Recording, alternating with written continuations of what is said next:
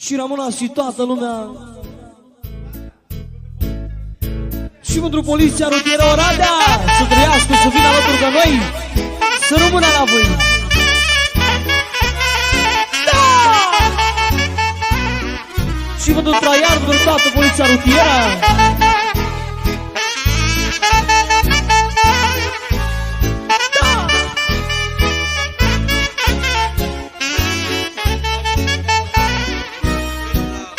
De la Cristi pentru băieții de la rutieră, auzi. Când eram tânăr fecior, era palamuțul lor, umbla ziua la vânat, prin cotru verde de brațul el. Când eram tânăr fecior, era palamuțul lor, umbla ziua la vânat, prin cotru verde de braț. Pușca și cureaua lată, ce bărbat eram odată, la vâna primul și văd, cu hortacii mei. Julien! Pușca și cureaua lată, ce curvar erai odată, la vâna primul și văd, cu hortacii mei. Traian! Să rămână! Traian, fratele! Și pentru poliția rutieră, un an fericit din partea noastră, pentru dumneavoastră.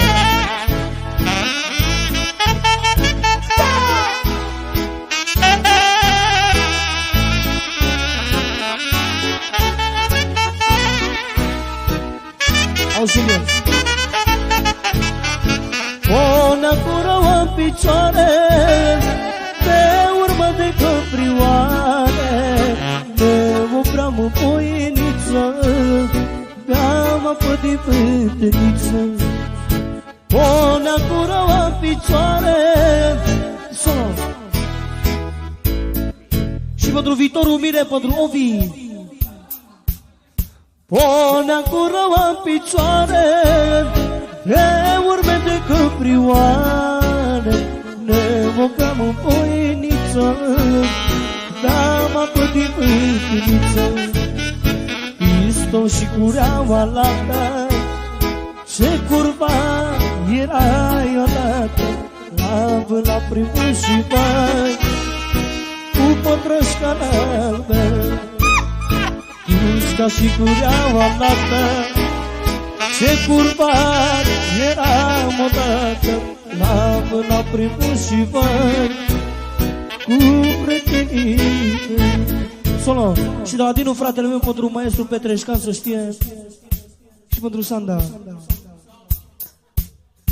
Când eram tânăr fecior, eram palauțul lor, umbla ziua la vânat, prin cotru verde de braț.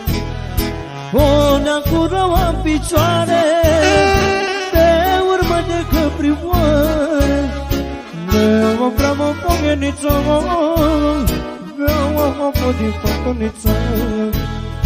Pușca și cureaua lată, ce curvar erai odată, la vâna primul și voi, cu prietenii mei.